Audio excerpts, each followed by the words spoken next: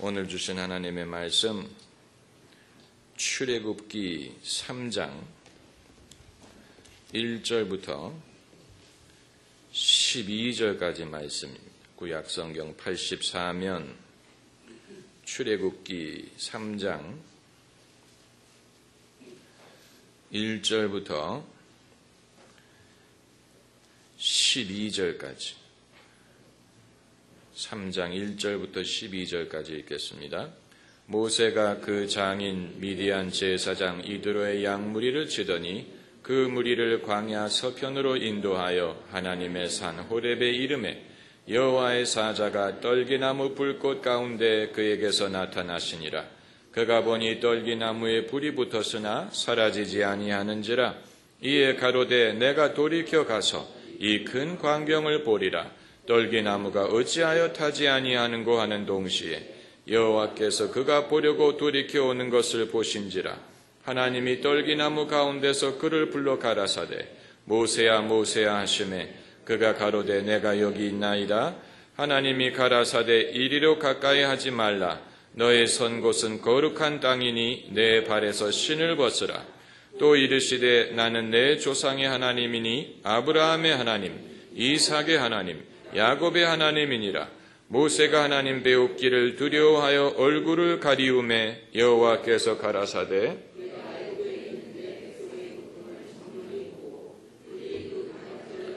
부르짖음을 듣고 그 우고를 알고 내가 내려와서 그들을 애굽인의 손에서 건져내고 그들을 그 땅에서 인도하여 아름답고 광대한 땅 젖과 꿀이 흐르는 땅 곧 가나안 족속 헷 족속 아모리 족속 브리스 족속 히위 족속 여부스 족속의 지방에 이르러 하노라.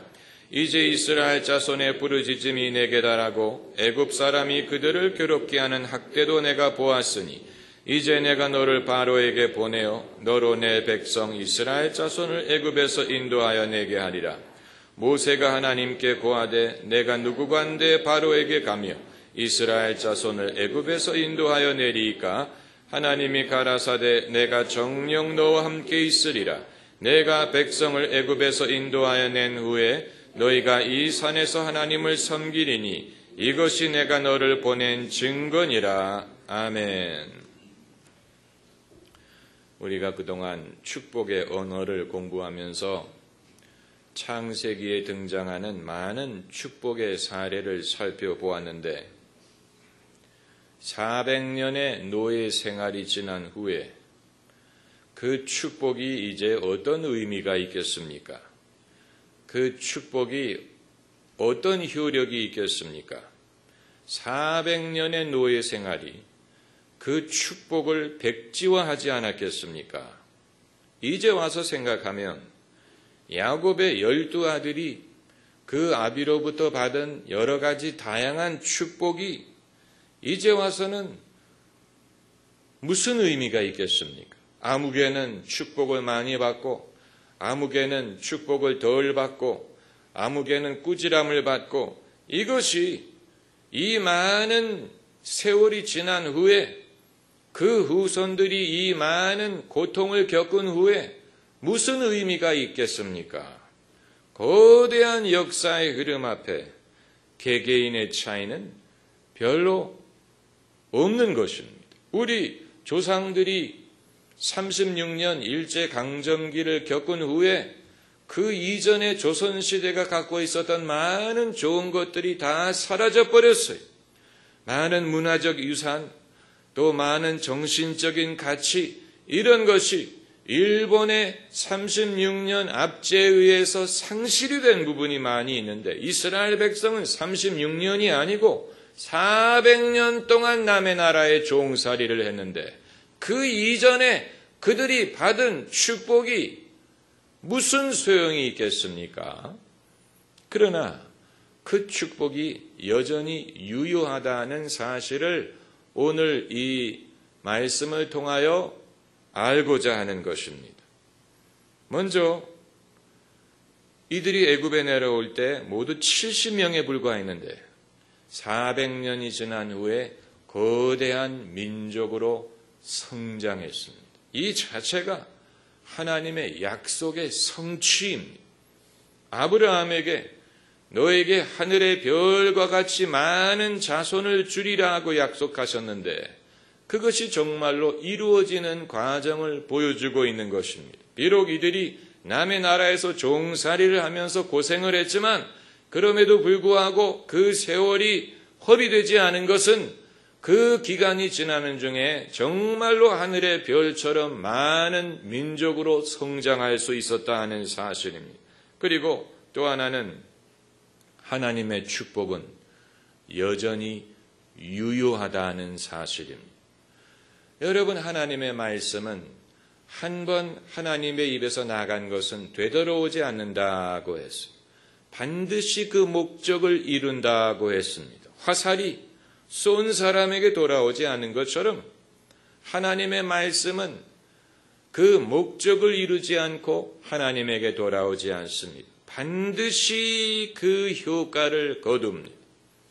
하나님의 부르심과 은사에는 후회함이 없다고 말씀하셨습니다. 그렇기 때문에 400년이라는 세월이 그 이전에 하나님이 축복하시고 약속하신 것을 취소시키지 못하고 그것을 가로막지 못하고 그 효력을 부인할 수 없습니다. 오늘 우리가 이 말씀을 통해서 깨닫고자 하는 것이 바로 그것입니다. 오늘 본문에서 하나님이 모세에게 많은 지시를 하시고 많은 것을 약속하시는데 우리가 알 것은 하나님이 모세에게 지시하시는 내용 중에 어느 것도 새로운 것이 없다는 사실이, 새삼스러운 것이 아니라는 사실입니다. 하나님이 모세에게 지금 말씀하시는 것은 수백 년 전에 하나님이 이미 아브라함과 이삭과 야곱에게 약속하신 그 약속에 근거하여 이제 그 약속이 구체적으로 이루어질 것을 말씀하시는 것이지 새로운 계획이라든가 새로운 약속을 하시는 것이 아니라는 사실입니다. 이미 당신이 하셨던 그 말씀, 그 축복, 그 약속에 의거하여 주님께서 이제 구체적으로 그것이 이루어질 길을 제시하시는 것뿐입니다. 그래서 400년이 지나는 동안에 이스라엘 민족이 다른 것은 잃어버렸는지 몰라요. 그들의 언어를 잃어버렸을 수도 있고 또 문화적인 유산을 잃어버렸을 수도 있습니다. 상상을 해보세요. 이 대한민국 같은 좁은 나라도 이 지역에 따라서 사투리가 있고 어떤 경우에는 무슨 말을 하는지 알아들을 수 없는데 같은 민족과 같은 나라에도 세월이 지나면서 그러한 언어의 변화가 일어나는데 히브리 민족이 애굽에서 400년을 사는 동안에 과연 조상들의 언어를 얼마만큼 유지했을까? 그건 성경이 구체적으로 말하지 않기 때문에 우리가 알 수 없는 부분이고 또 그들이 애굽에 내려올 때 갖고 있었던 그들의 문화적인 유산이 400년이 지나는 동안에 얼마만큼 유지가 됐을까? 그것도 우리가 알 수가 없습니다만 한 가지 분명한 사실은 여호와 하나님을 믿는 믿음 그 자체는 잃어버리지 않았다는 사실. 여호와 하나님을 믿는 믿음은 잃어버리지 않았어. 그래서 모세가 호렙산에서 당신이 누굽니까? 라고 하나님께 물어봤을 때 하나님이 나는 스스로 있는 자니라 라고 말씀하기도 하셨지만 나는 너의 열조 아브라함, 이삭, 야곱의 하나님이다 라고 말씀하실 때 모세가 알아들었어요. 하나님이 누구인 줄 알았어요. 그 말은 모세뿐만이 아니고 이 민족이 많은 세월이 지나는 동안에 비록 애굽의 미신이라든가 우상을 영향을 어느 정도 받기는 했을지 모르죠. 그렇기 때문에 제1계명이 있고 제2계명이 있었던 게 아닙니까? 그럼에도 불구하고 이 많은 세월이 이들의 여호와 하나님을 믿는 신앙을 제거하지 못하고 오히려 이들이 하나님을 더 간절히 찾고 하나님에게 부르짖고 하나님의 도움을 의지하는 더 간절한 믿음을 갖도록 도와줬다는 사실, 이들의 고난이 결코 헛되지 않았다는 사실. 여러분, 인생의 고난을 우리가 피할 수 없다면 그 고난이 헛되지 않는다는 사실을 아는 것이 그 고난을 감당하는 데 도움이 됩니다.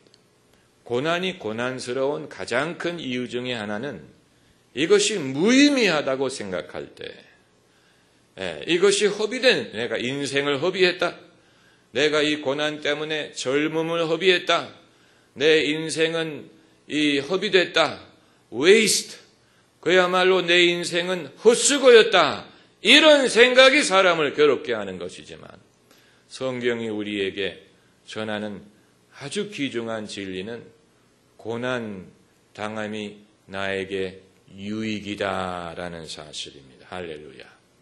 고난 당하는 것. 예수님도 고난을 당하셨어요. 모세가 고난을 당했어요. 다윗이 고난을 당했어요.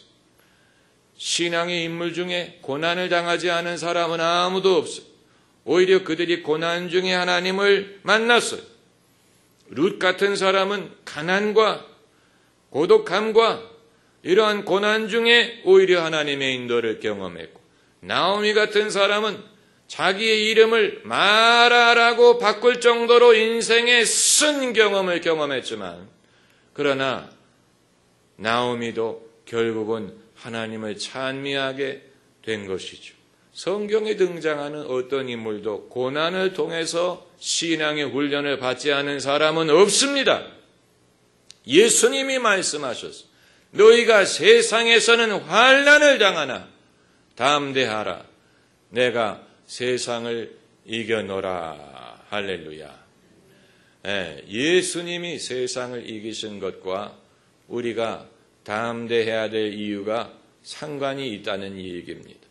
예수님이 세상을 이기셨기 때문에 우리가 세상에서 환난을 당하지만 담대할 수가 있다는 얘기입니다. 그래서 하나님이 오늘 본문에서 모세에게 주시는 이 말씀은 아까 말씀드린 것처럼 새로운 것이 아니고 이미 오래전에 아브라함과 이삭과 야곱에게 주신 약속에 근거한 것입니다. 한번 따라해 보세요. 약속. 약속이란 말은 구약과 신약에서 굉장히 중요한 신학적인 개념입니다. 그렇기 때문에 구약 성경, 신약 성경이라고 부르는 것입니다. 거기에서 약이란 말은 약속이란 말입니다. 구약, Old Testament, Testament란 말은 covenant, 계약, 언약이란 뜻입니다. 옛 언약과 새 언약이란 뜻입니다. 신앙에 있어서 하나님과 사람의 관계에 있어서 언약이라는 것은 굉장히 중요한 것입니다. 하나님도 변덕스럽게 당신의 기분대로 역사하시는 게 아니고 언약에 따라서 역사하시고, 우리도 믿고 싶은 것, 마음 내키는 것, 내 기분 내키는 것을 믿는 게 아니고 언약에 따라서 믿는 것입니다. 우리도 언약에 따라서 믿고 하나님도 언약에 따라서 역사하십니다. 하나님이 어떤 것을 우리에게 주실지를 알려면 언약을 보면 됩니다.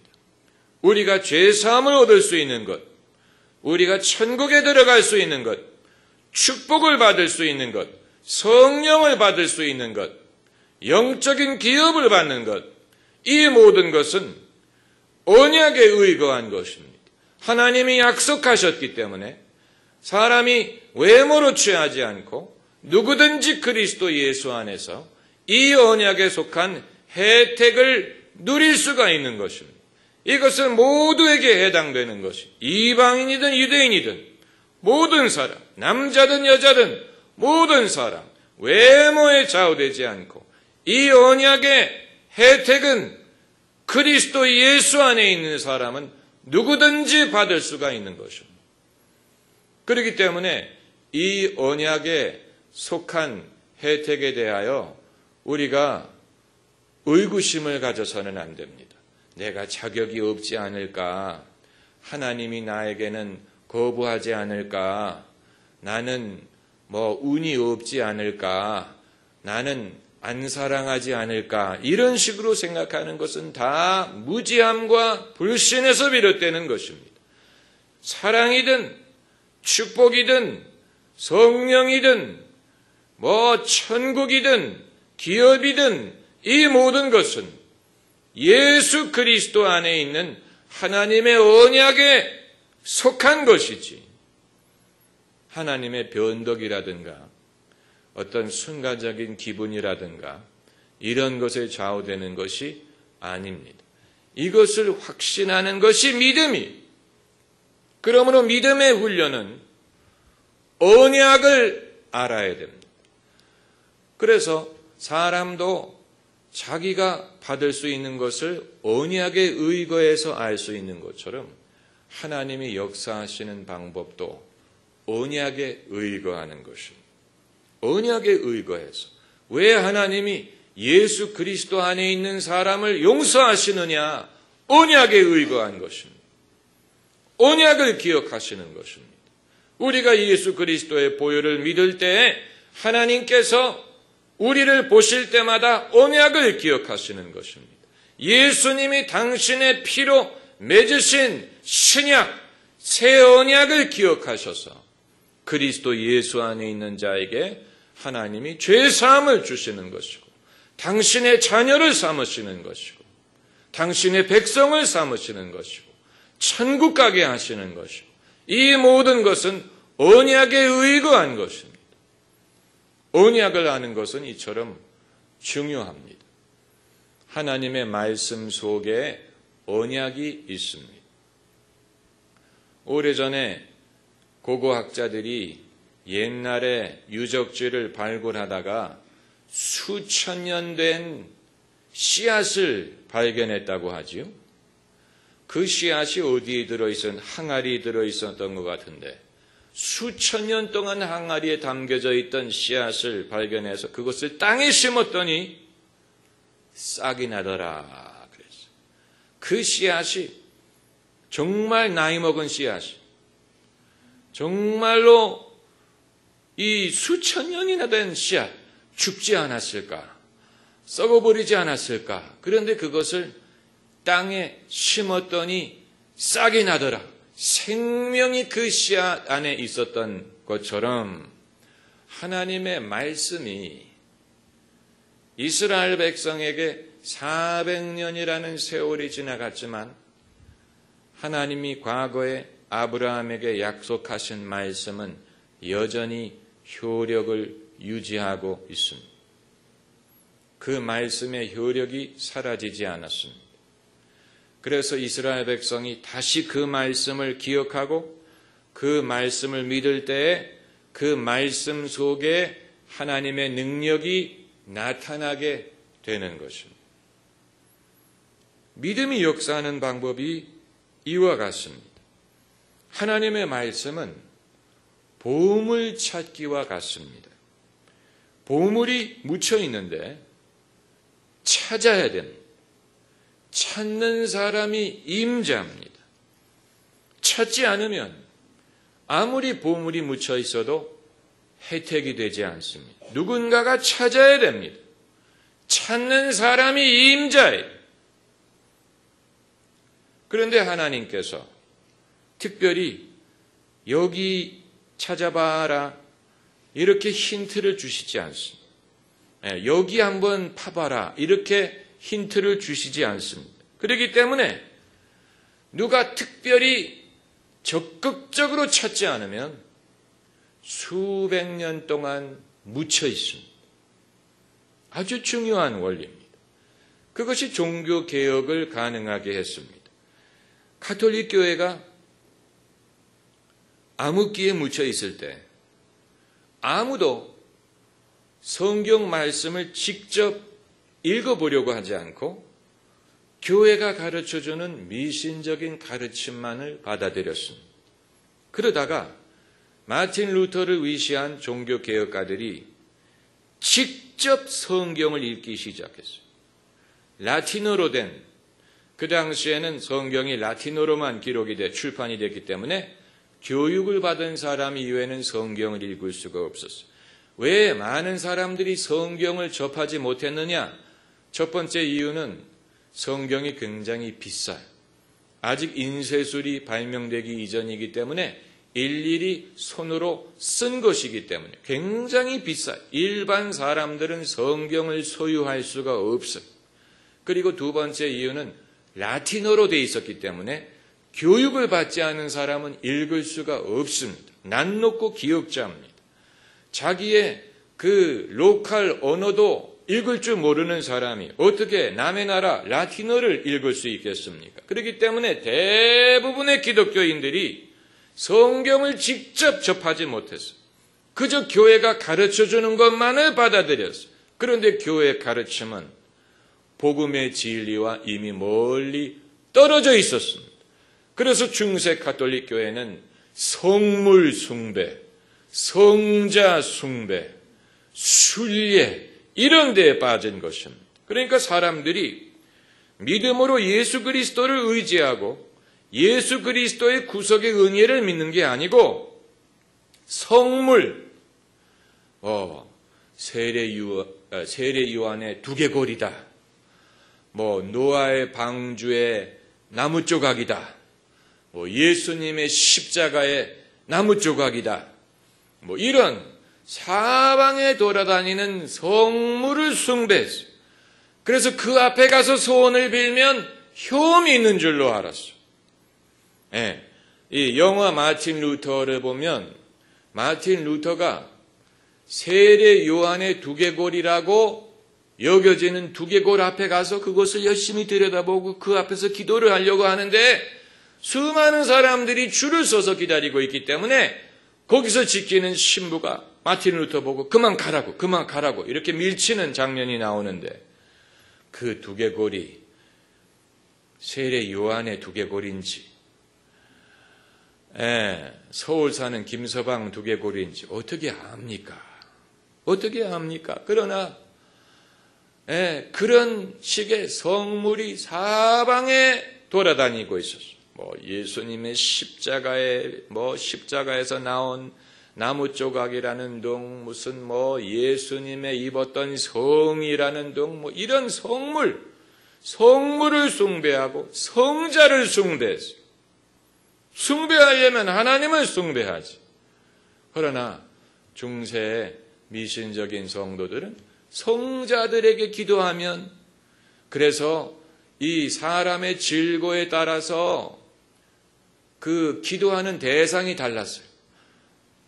골치가 아플 때는 성 누구에게 기도하고, 루마티스가 있을 때는 성 누구에게 기도하고, 이런 식으로 아주 미신적이고 이상한 왜곡된 신앙, 이것을 바로잡기 위해서는 성경 말씀으로 돌아간. 그래서 마틴 루터를 위시한 종교개혁가들이 성경을 직접 읽어보니까 교회가 가르쳐주는 것과 다르더라. 교회가 가르쳐주는 것과 많이 다르더라. 사람이 의롭다함을 얻는 것이 행위로 말미암는 것이 아니고 예수 그리스도를 믿음으로 말미암는 것이다. 놀라운 진리죠. 우리는 당연하게 생각하는 것입니다. 그러나 이 성경의 진리가 오랫동안 상실되었습니다. 그 이유는 하나님의 말씀은 땅에 묻힌 보배와 같기 때문에 찾기 전에는 누릴 수가 없는 거예요. 누군가가 이 말씀을 찾아야 돼. 이 말씀을 읽고 발견해야 돼. 이 말씀을 읽어야 돼. 믿어야 돼. 믿음은 어디에서 온다고 했습니까? 들음에서 나고, 들음은 그리스도의 말씀으로 말미암았느니라. 그러므로 믿음을 얻기 위해서는 말씀을 들어야 되고, 말씀을 듣기 위해서는 누군가가 말씀을 전해야 되고, 말씀을 전하기 위해서는 누군가가 말씀을 읽고 깨달아야 됩니다. 그것이 없는 상황에서는 아무리 하나님이 이 모든 보배를 마련하셨더라도 그것을 혜택을 누릴 수가 없는 것입니다. 그렇기 때문에 하나님이 모세에게 본문에서 하시는 말씀은 새로운 약속이 아니고 이미 오래전에 아브라함에게 주신 말씀인데 이제 이들이 그것을 다시 듣고 그것을 믿고 그리고 믿음으로 애굽에서 나와서 가나안 땅으로 가서 그 땅을 차지하게 되는 그런 놀라운 변화가 일어나는 것입니다. 창세기에서는 축복이라는 것이 상당히 개인적이고 또 일시적이고 상황적이고 이런 성격을 가진 것처럼 보였지만 성경이 진행될수록 축복이라는 것은 훨씬 더 영적이고 하나님의 구원의 섭리에 의한 것이고 그것이 한 일 개인을 위한 것이 아닌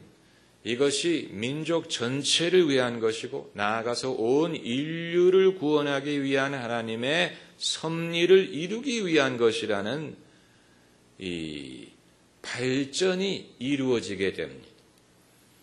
이러한 약속을 맨 처음에 받은 사람이 누굽니까? 아브라함이죠. 너는 복의 근원이 되리라. 너로 말미암아 세상의 모든 민족이 복을 얻으리라. 이게 하나님의 축복의 이 계획이었어요.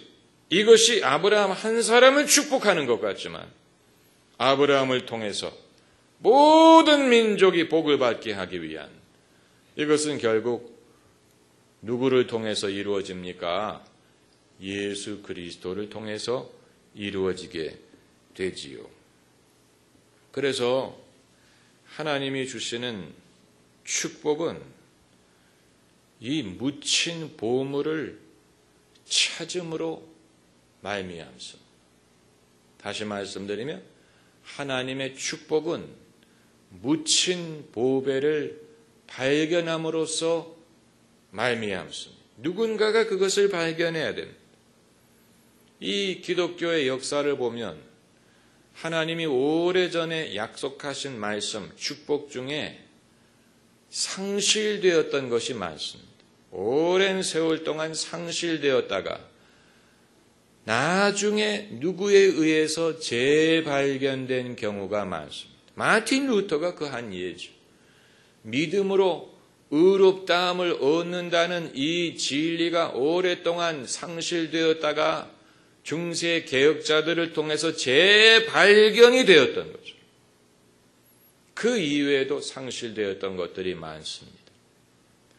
이 20세기의 이 오럴 로버츠 목사의 메시지, 그가 축복의 비밀을 재발견했는데 그것을 재발견하게 된 동기는 그가 성경을 읽다가 요한 3서에서 사람들이 잘 모르는 한 구절을 읽음으로써 말미암았습니다. 요한 3서에 사랑하는 자여 내 영혼이 잘됨과 같이 내가 범사에 잘되고 강건하기를 내가 간구하노라. 오럴 로버츠 목사는 그 이전에는 이 구절을 읽어본 적이 없었어요. 처음 읽은 구절. 그런데 그것이 그 마음에 와 닿았어요. 너의 영혼이 잘됨과 같이 내가 범사에 잘되고 강건하기를 간구하노라.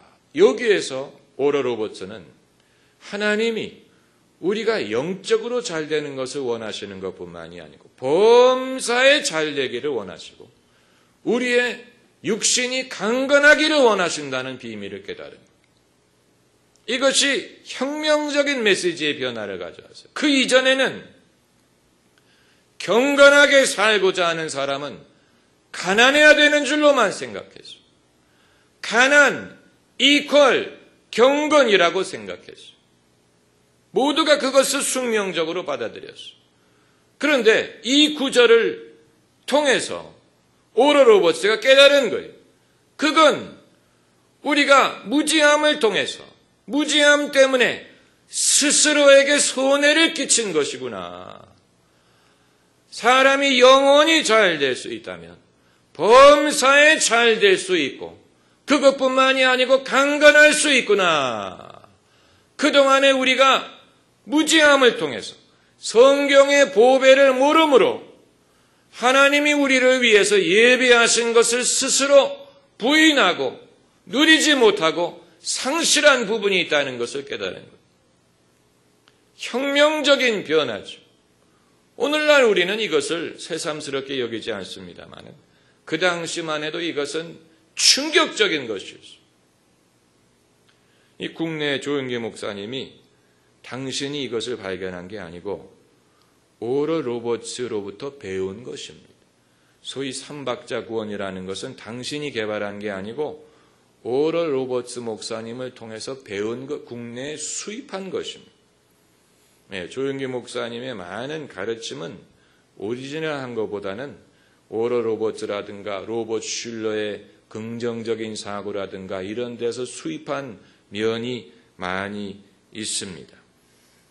여러분, 이런 이 묻혀져 있는 하나님의 진리, 우리가 찾기 전까지는 하나님이 그것을 억지로 퍼다가 우리에게 갖다 주지 않습니다. 내 백성이 무엇이 없음으로 망하는도다 라고 했습니까? 지식이 없음으로 망하는도다. My people perish for lack of knowledge. 지식이 없음으로, 내 백성이 지식이 없음으로 망하는도다. 그러므로 그리스도인에게는 무식한 것이 자랑이 아닙니다. 하나님의 말씀에 대한 무지함은 변명의 여지가 없습니다. 다른 것은 변명할 수 있을 수 있습니다. 내가 무슨 고등수학을 모르든 물리학을 모르든 역사학을 모르든 경제학을 모르든 다른 무지함은 변명할 수 있을지 모르지만 그리스도인에게 있어서 하나님의 말씀을 모르는 것은 변명의 여지가 없습니다. 하나님의 말씀을 모르는 것은 그건 자랑이 아닙니다. 우리가 서로에게 겸손하게 말하기 위해서 전 잘 몰라요. 전 성경 잘 몰라요. 그건 자랑이 아니에요. 모르면 가만히 나 있어요. 모른다는 말을 하지 마세요. 왜 모른다는 말을 자랑스럽게 합니까?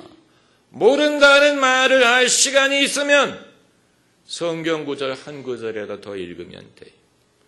하나님의 말씀을 모르는 것은 자랑이 아니. 왜냐하면 성경 말씀을 알아야 그 말씀을 들을 수가 있고 깨달을 수가 있고 그것을 들어야 믿음을 얻을 수가 있고 믿음을 얻어야 하나님이 그 믿음대로 역사하실 수가 있는 것입니다. 하나님은 믿음을 보고 역사하십니다. 믿음을 얻기 위해서는 말씀을 알아야 됩니다. 말씀을 알려면 말씀을 발굴해야 됩니다. 성경 말씀. 아름답고 귀한 말씀, 생명샘이로다. 이 창세기에서 우리가 보았던 믿음의 형태는 아직 초보적이고 원시적이었죠. 아직 성경도 없고 무슨 제사장이 있는 것도 아니고 시족 중심의 신앙이었지만 출애굽기에서 우리가 발견하는 것은 믿음이 더 구체화되었다는 것. 축복의 의미가 더 구체화되었어요. 미신앙이라는 것이 더 발전했어요. 그래서 모세라는 선지자를 통하여 이스라엘 백성은 하나님의 약속을 다시 깨닫게 되고 이 약속에 의거해서 민족이 출애굽을 하는 거대한